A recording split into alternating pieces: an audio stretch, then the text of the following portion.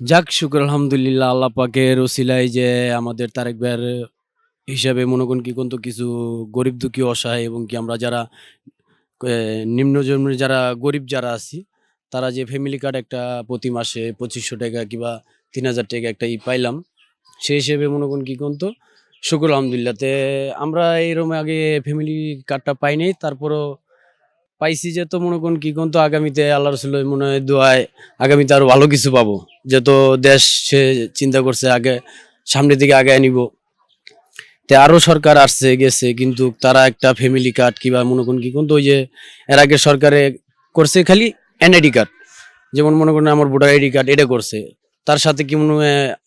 এলাকার অনুদান হিসাবে একটা প্রতি ঘর প্রতি গরিব দুঃখী অসহায় কিছু পাবে কিনা এই হিসেবে মনে করেন একটা হয়নি তে যাক ওই ওই পর্যায়ে যে তো না যায় তারপরে একটা উন্নয়নের কথা বলে গেছে যে আমরা কিভাবে আছি কি হালে আছি তারে জানাইলে একটু সে আমাদেরকে একটু দেখার মতন আর একটু চিন্তা করবে।